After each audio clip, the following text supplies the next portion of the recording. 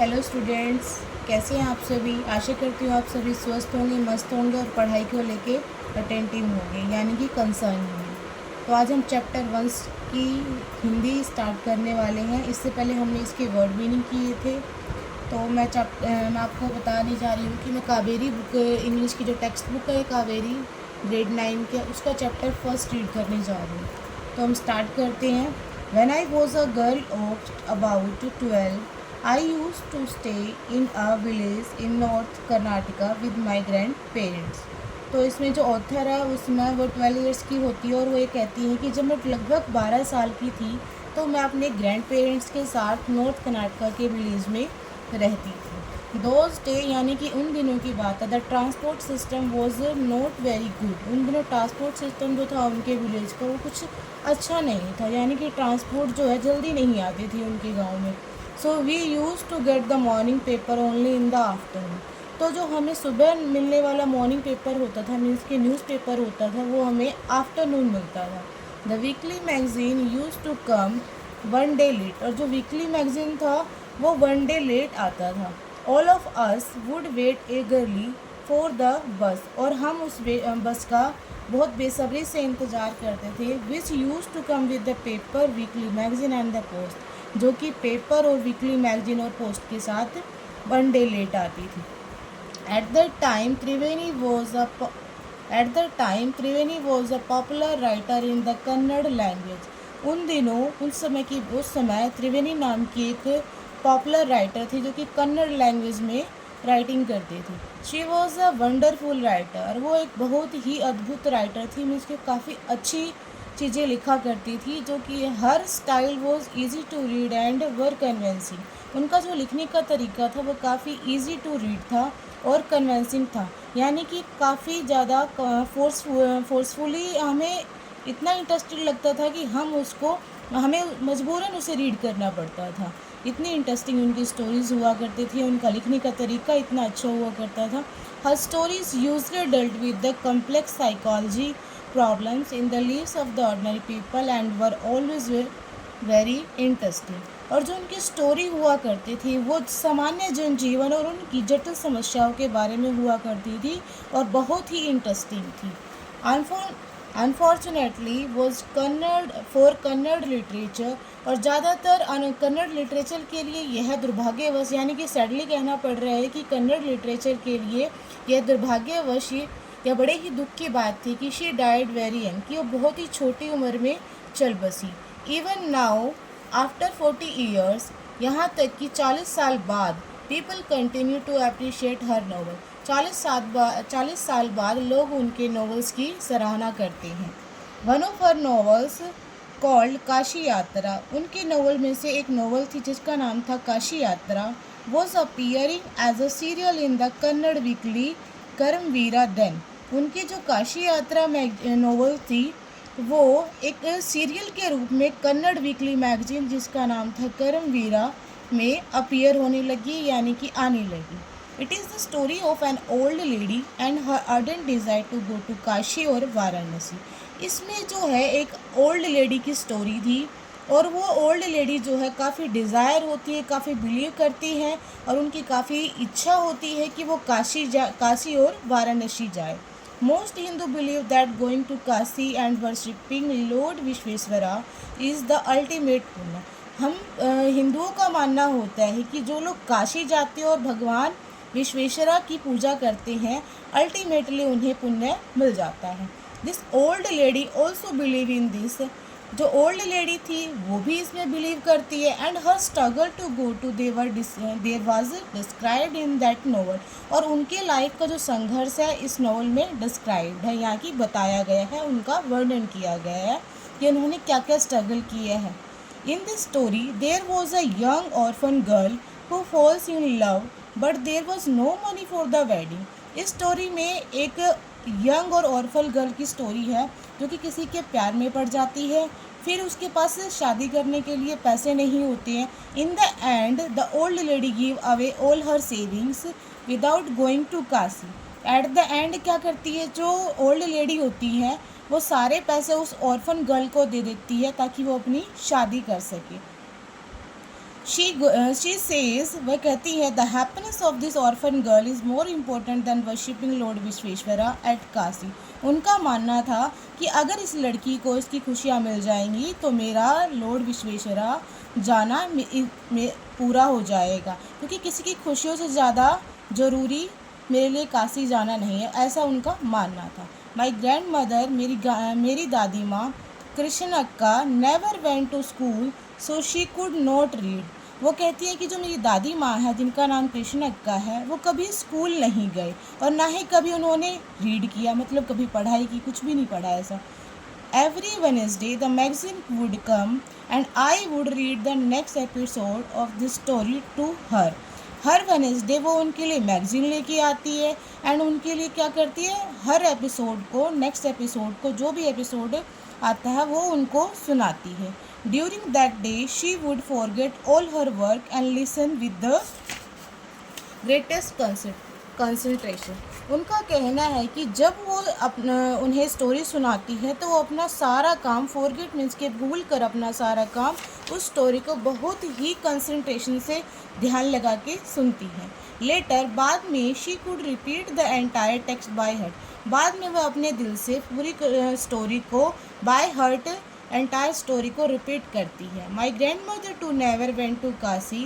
उन्होंने बोला कि मेरी जो ग्रैंड मदर थी वो कभी काशी नहीं गई। And she identified herself with the novels protagonist. लेकिन वो अपने आप को नॉवल की प्रोगनिस्ट, क्या बताया था मैंने, मेन कैरेक्टर मानती हैं। So more than anybody else she was the one of the interested in knowing what happen next in the story and use to insist that I read the serial out of her. तो किसी, मतलब जितनी भी उनके friends थे, जो भी story सुनते थे या उसका नेक्स्ट एपिसोड है, उन सब में से जो मेरी ग्रैंड मदर थी वो बहुत ज़्यादा इंटरेस्टेड रहती थी कि नेक्स्ट एपिसोड में क्या होने वाला था, और वो उन्हें इंसिस्ट करती थी, उनसे जिद करती थी कि वो उन्हें सीरियल को, जब भी उनका सीरियल आता है, उनके सीरियल का एपिसोड आता है, वो उसे पढ़ के सुनाए। After hearing what happen next इन काशी यात्रा, जब वो काशी यात्रा की स्टोरी एपिसोड के बारे में सुन रही होती थी, उनके सुनने के बाद she would join her friend at the temple. वो अपने फ्रेंड्स के साथ टेम्पल चले जाते हैं, temple courtyard, where we children would also gather to play and hide. जहाँ पे चिल्ड्रंस जो है उनके ग्रैंड पेरेंट्स के साथ आते हैं, वो सारे इकट्ठे होते हैं और वहाँ पे हाइड एंड सीक खेलते हैं। She would discuss the latest episode with her friends.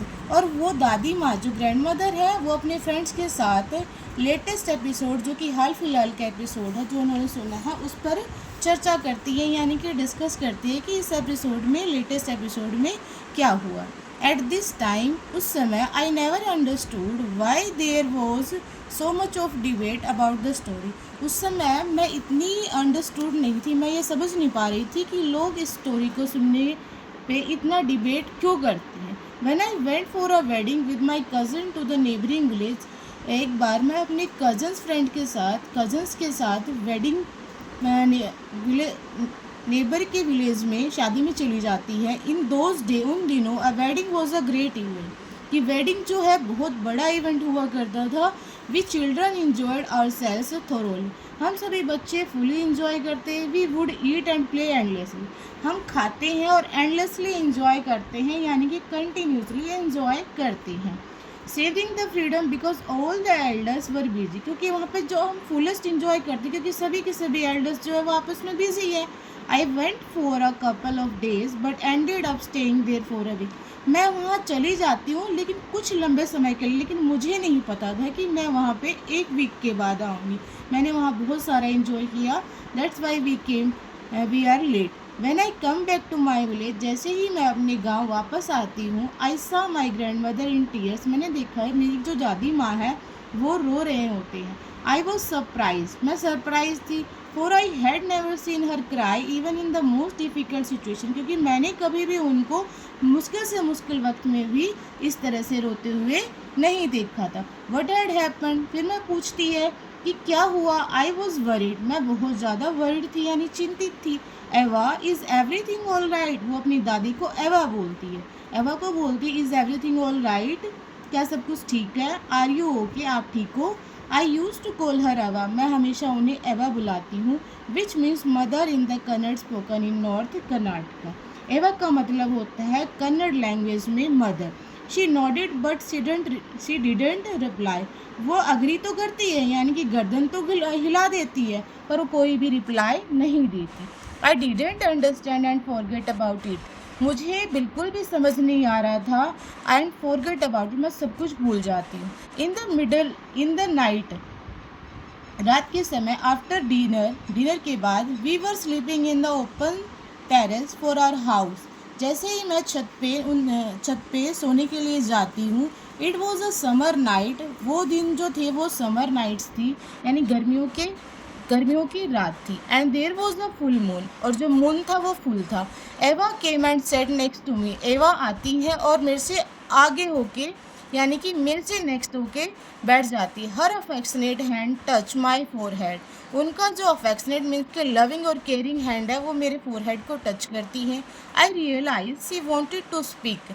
और जैसे ही मुझे लगता है कि जैसे ही वो मेरे फोरहेड को टच करती है अफेक्शनली, तो मुझे रियलाइज़ होता है कि शायद शी वॉन्ट टू स्पीक, कि वो मेरे से बात करना चाहती है। I asked her what is the matter. मैं उनसे पूछती हूँ कि वट इज़ द मैटर, क्या बात है। When I was a young girl I lost my mother. तो दादी माँ कहती हैं कि जब वो यंगर्स थी तो उन्होंने अपनी माता को खो दिया था, यानी कि उनकी माता जी जब वो यंगर थी, वो उनकी माता जी उसी वक्त उनका देहांत हो गया था। There was nobody to look after and guide. उनके बाद किसी ने मेरी केयर नहीं की, ना ही मेरी देखभाल की, ना मुझे गाइड किया। My mother was a busy man and got married. My father was a busy man and got married. मेरे फादर जो एक बिजी पर्सन थे और उन्होंने दोबारा से शादी कर ली। In those days people never considered education and essential for girls.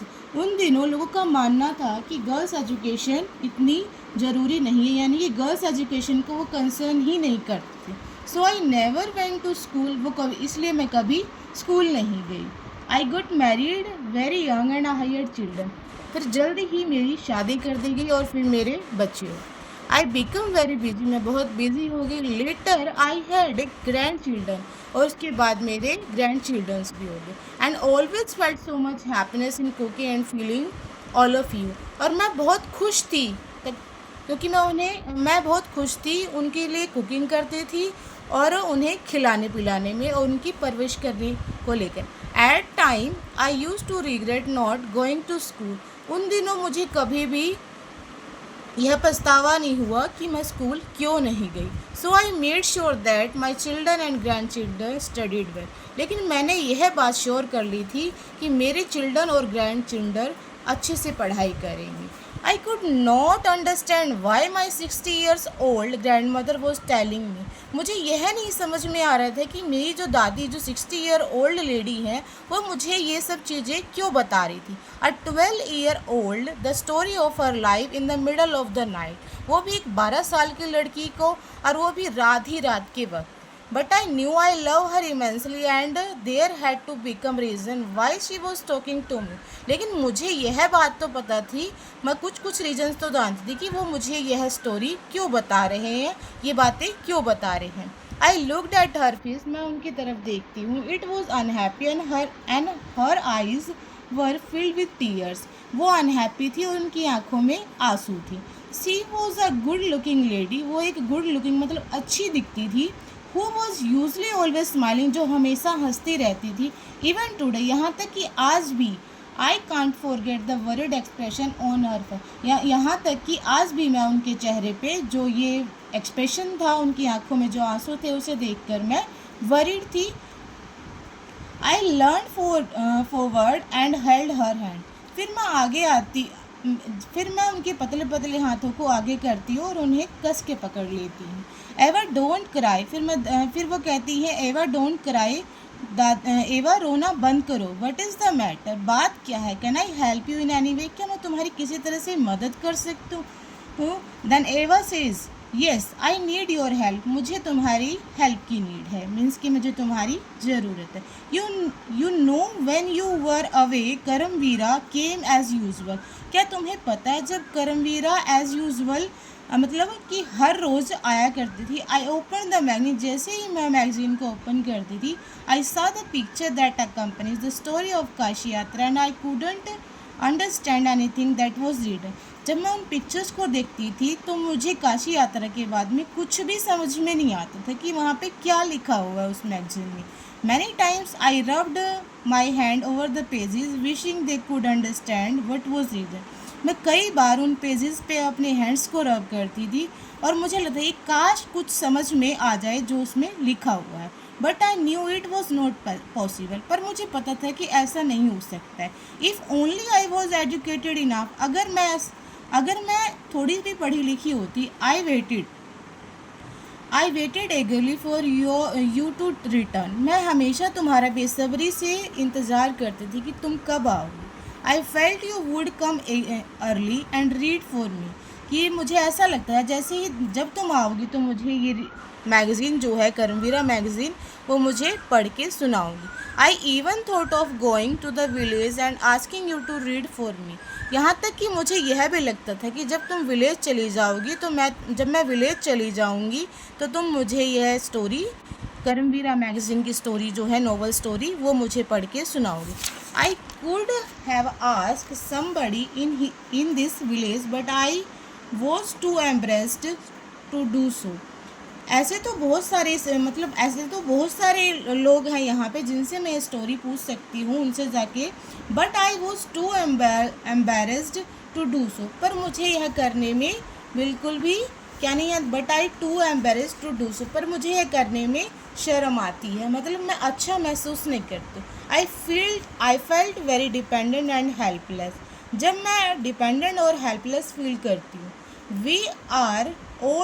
We are well off but what use is the money when I can't independent. मेरे पास सब कुछ है लेकिन इन मनी का मैं करूँ तो क्या करूँ but I can't be independent. जब मैं खुद से ही इंडिपेंडेंट नहीं हो सकती, अगर मैं दूसरों पर डिपेंडेंट रहूँगी। तो ग्रैंड माँ कह रही हैं कि मेरे पास सब कुछ है, मेरे पास पैसा है, सब कुछ, लेकिन मैं डिपेंडेंट हूँ, मुझे इंडिपेंडेंट बनना था।